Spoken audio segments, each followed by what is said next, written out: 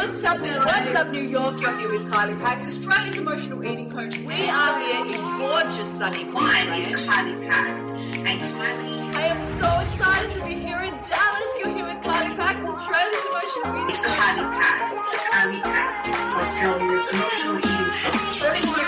Australia's emotional eating coach. Kylie Pax, Kylie Pax, Kylie Pax.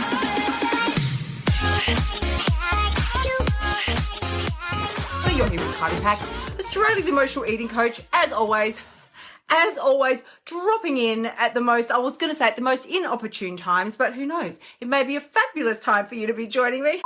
So, okay, here we go. As we are zhuzhing into the center of our year, and you know, we all had these big hopes and dreams, big for this new year. We all be like, oh, it's gonna be fabulous, you know, like you hear me say. Pixies are gonna dance, Aladdin's gonna come visit me in the middle of the night, Harry Potter's gonna ding me on the head, it's gonna be great.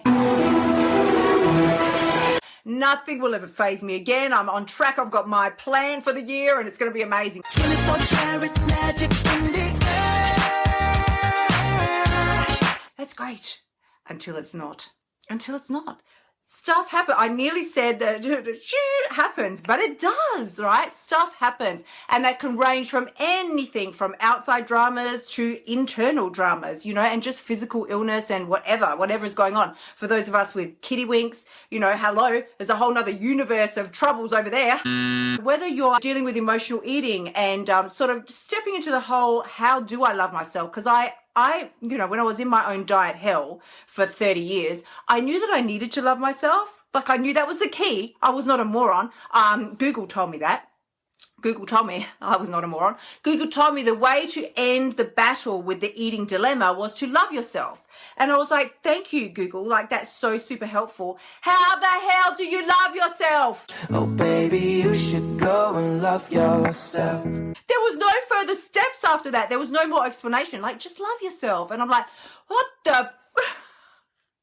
How do you do that? Like, oh, thanks, Einstein. Super helpful, but how do you do it?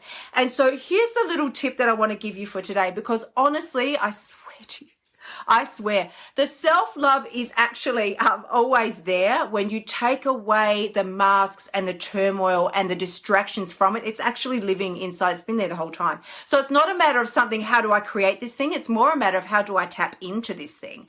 And so I'm going to eventually, now I think I've rambled enough, that I'm going to give you these 3 tips. And there's just 3 words, and they've been my key words for probably Smithers, excellent, probably about 2 to 3 years now. Excellent. Self-love is not something you have to create. It's not something you need to get because you don't have it. Like, that would be so weird if a baby was born instantly hating itself from birth. That's not a thing. Not a thing. So much of my job is pointing out things that are not actually things. Like, there's so much in this universe that we think are things and they're just not things. So think about it. Can we all? For those of you that have babies, I don't. However, just a small tidbit there, I don't. But I've seen with my friends, you know, I've never seen a baby that is instantly crying and hating itself from birth. And then, you know, like 2, 3, 5 weeks into its journey here on planet Earth, it's just going, oh, my thighs are too fat and I hate myself, and my nose is too pudgy and I'm so ugly. Like, send me to Jenny Craig immediately. I don't want that formula. That formula's got too many calories. I'm gross. Look at me. Like, it's not a thing. Not. Babies are born innately in love with themselves. They're fascinated by themselves. They think they're fabulous, and they are. So self-love is not something that you had and then lost. It's not something that you never had, so you need to get it and create it. It's always been there, people. It's always like, ooh, there's a bit of a shimmy going on there. I'm not quite sure what that was all about. Self-love has always been there. It's an innate part of you. You don't need to get it. You're not lacking it. You simply need to tap into it. Now, finally, here's the 3 words that really help me the most in order to be able to do that. Because what happens is when we are conflicted within ourselves and our actions, we lose sight of the beauty that is us.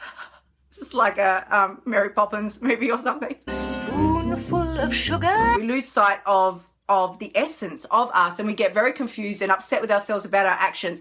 But if you can move forward and make the majority of your decisions from this place with intention, integrity and alignment with your core values, you will find that you are rarely in a position where you just go, oh my God, that was so stupid. I hate what I said. I hate what I did. I can't believe I posted that. I can't believe I said that to that person. Like, I can't believe I acted that way. If you can make your choices, right? So this would take, in order for you to achieve this would take a moment of slowing down, people. slow the heck down. We're all fast, now, do this for me, do that for me. You're too slow. What do you mean you got to change the over? Like, oh my God, that is going to take 30 seconds. I don't have 30 seconds. Don't you know how important I am? Ultimately, you're no more important than the next person in line who's also pissed because she's got to change the cash register roll or whatever's going on. But the thing is, we get really worked up and really caught up in the moment and we go whoosh off with our emotions, and then that is when you do not make decisions with intention, integrity, and alignment. And are they the ones that you end up regretting? Tell me yes or no. If you look back over the storybook of your life, are the decisions that you regret the most, right? Confession time. We have a moment of Usher. The decisions that you regret the most are the ones that you did not make with any form of intention, integrity, and certainly not in alignment with core values.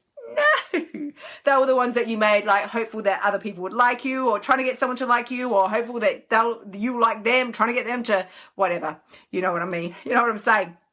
Oh, and we do this all the time.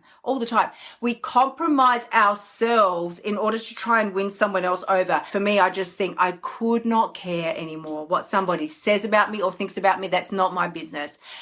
It doesn't impact how I feel when I go to sleep at night. When I lay my head on the pillow, it does not impact me in the least. What does impact me is the things I've said, the ways I've behaved, what I have or have not done that day, the people that I have or have chosen not to help. That's what impacts me. Making your decisions with intention, integrity, and alignment. Intention, integrity, and alignment. They're your 3 magic genie words. So I'm sending you tremendous amounts of love. As always, please do remember, if you've found value in today's live stream, apart from just having a bit of a giggle, please do go ahead, like, love, and share. Because when you stand up and embrace all of who you are and give yourself permission to be true and honest to you, you give another woman permission to do the same. Sending you tremendous amounts of love. Have an amazing weekend, and I will see you all next week. Until then, my gorgeous family, bye for now. And as you know, and I did mention earlier, but I'll just quickly and briefly mention again, you can always come visit me and play over at there are nothing about us women that is blah, nothing. It's only fabulousness oozes from our pores. Thank you so much for spending time with me this week. You can find me on Facebook, Instagram, Twitter, and Pinterest. And as always, remember, the only person who has the power to change your life is you. And the very best part, you've already got what it takes. I am sending you so much love. Until next time, bye for now.